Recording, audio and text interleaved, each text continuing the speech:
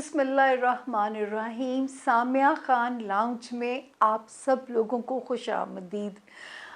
बहुत अरसे के बाद हम इस तरह यूँ वन ऑन वन मिलने आज जा रहे हैं, क्योंकि इससे पहले थोड़ा सा डिले आया, जिसकी मैं आप लोगों से बहुत ज़्यादा माज़रत ख़्वाह हूँ।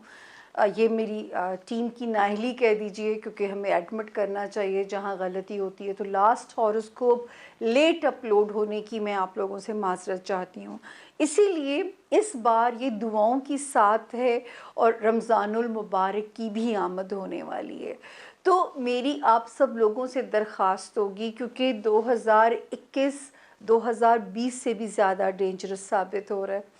मैंने आप लोगों को शायद मेरी पेश को याद हो, 2020 के मैंने शुरू में कहा था कि ये वो टाइम है जिसमें क़यामत की निशानियां जो हैं वो ज़हूर पज़ीर होंगी, और हो सकता है कि दुनिया अपने एंड ऑफ वर्ल्ड की तरफ सफ़र की बिगिनिंग कर देगी। तो मुझे बताएं कि जब ऐसी ख़तरनाक पेशगोइयाँ हमें समझ आ रही हैं, अक्ल वालों के लिए निशानियां हैं, तो क्यों ना हम अपनी आक़िबत और अपनी आखिरत के लिए कुछ ना कुछ जमा कर जाएं अपने आप को, ताकि जो है ज़िंदगी तो एक छोटा सा महदूद सा सफ़र है और इसने ख़त्म हो जाना है। कहते हैं इतना ही सफ़र है जितना आपकी आँख बंद हुई और खुली, पलक झपकने का। जब आप अपनी दायमी दुनिया में जाओगे तो आपको लगेगा कि सिर्फ आप इतना ही रह के आए हो कि आँख बंद हुई और खुली।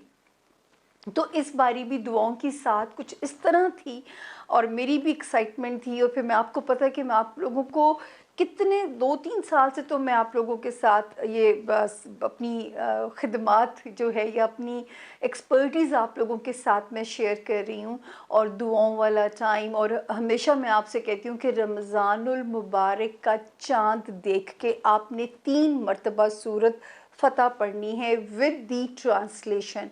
सारा साल आपके पास अल्लाह रिज़्क़ की तंगी नहीं होने देंगे, सारा साल की ज़मानत है ये, तो रिज़्क़ की तंगी आपको नहीं आने देंगे। तो एक तो दुआओं की ख़ुसूसी साथ भी है, और ये साथ इस बारी है पाकिस्तान का मकामी वक्त मैं आप लोगों से शेयर करूंगी। आप लोगों ने अपने अपने मकामी वक्त जहां दुनिया के जिस हिस्से में आप लोग पाए जाते हैं, जो मेरे मुसलमान बहन भाई हैं, आप लोगों ने पाकिस्तान के इस मकामी वक्त को अपने वक्त पे ट्रांसफ़र कर लेना है। पाकिस्तान का मकामी वक्त है 13 अप्रैल की रात। 13 अप्रैल की रात है, 2:45 पे टाइम शुरू होगा। बड़ा ही मुबारक टाइम है, तहज्जुद भी आ जाएगी, फजर भी आ जाएगी इसके अंदर। 2:45 पे टाइम शुरू होगा, 4:46 पे ख़त्म हो जाएगा।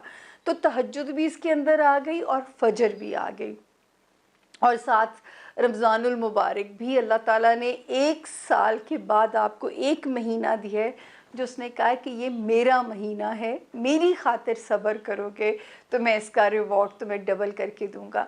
तो आप लोगों ने करना क्या है कि सबसे पहले आप लोगों ने याद रखना है कि आप लोगों ने रमज़ानुल मुबारक का चाँद, अब कोई सऊदी अरेबिया में है, कोई अमेरिका में है, किसी को पहले मिल जाता है रमज़ानुल मुबारक का चाँद, तो जो है आपको पता है कि आपने सुबह रोज़ा रखना है।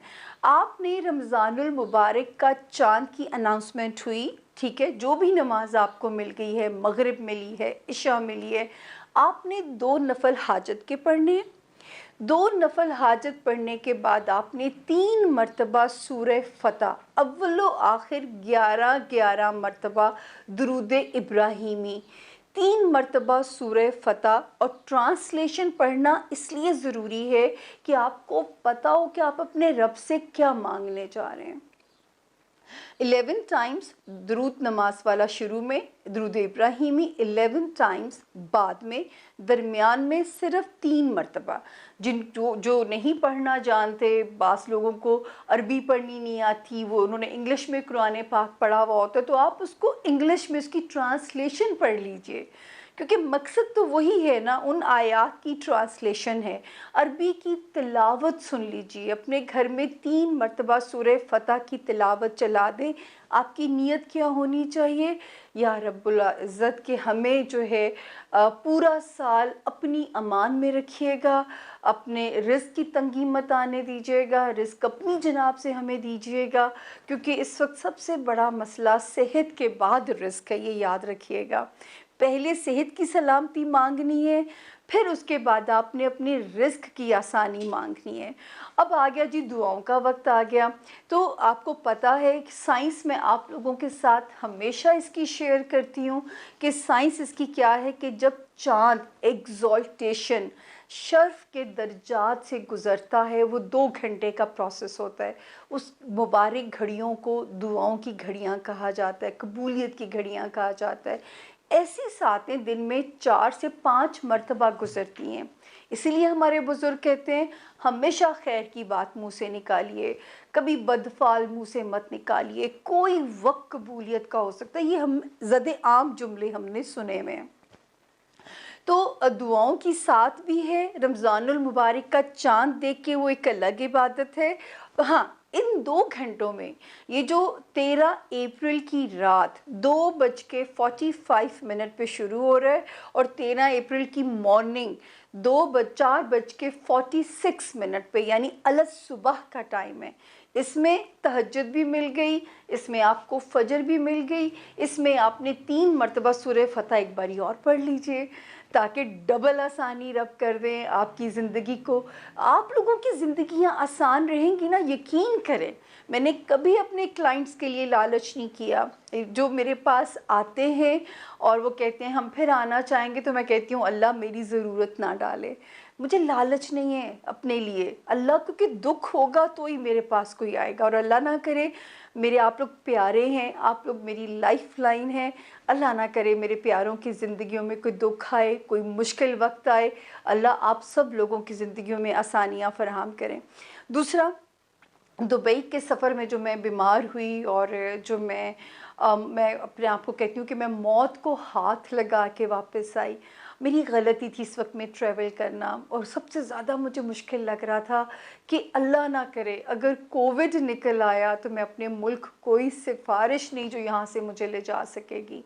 लेकिन मैंने इतनी दुआएं मांगी, और इसका मतलब है दुआएं सुनी जाती हैं, कि कोविड तो नहीं निकला, और शुक्र है अल्लाह का कि मैं अपनी जो मेरी डेट जिस पे मैंने आना था उससे मैं एक दिन पहले पाकिस्तान वापस आ गई।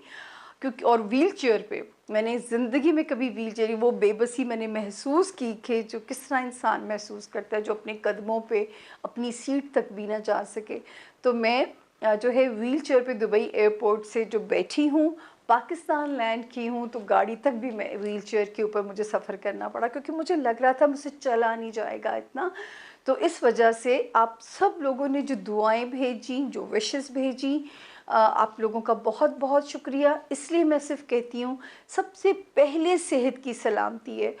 जब मैं बीमार थी और मैं सोचती थी कि मैं कैसे यूट्यूब के लिए काम करूँगी, मैं कैसे अपने आप को उठाऊँगी, क्योंकि वो तो मैं आप लोगों के लिए काम करके चली गई यहाँ से 1 हफ़्ते की छुट्टी पे।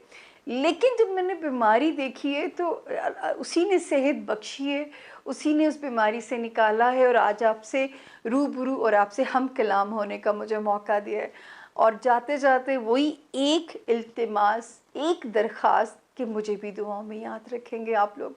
छोटी सी दरख्वास्त होती है, क्या है, मेरा नाम लेके मांग दीजिएगा, और क्या मांगिएगा कि अल्लाह पाक इसकी ज़िंदगी को उस पर आसान कर दीजिए।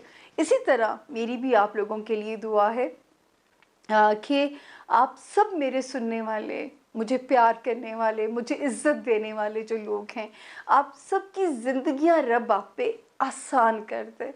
आप पे, आपके प्यारों पे, आपकी सेहतों पे, आपके रिस्क में आसानी दे दे, और जो है आपकी आखिरत भी आसान हो, आपकी दुनिया का सफ़र भी आपके लिए आसान हो।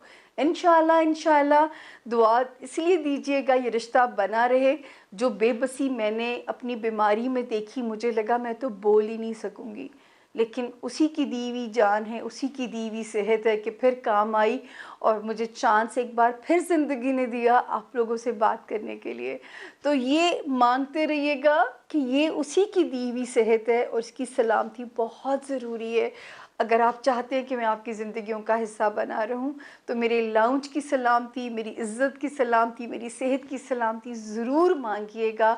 रमज़ानुल मुबारक का चाँद देखते हुए भी, और 13 अप्रैल की रात, ये जो दुआओं का वक्त है, इस वक्त भी मांगिएगा। बड़ा ही मुबारक वक्त है। आप लोगों की दुआओं के सदक़े जब मुझ पे मेरी ज़िंदगी आसान हो जाएगी, तो यकीन करें पता नहीं आपके कितने मसले टल जाएंगे। अल्लाह आपको, आपके प्यारों को अपनी अमान में रखे। अल्लाह आप सब का निगहबान हो।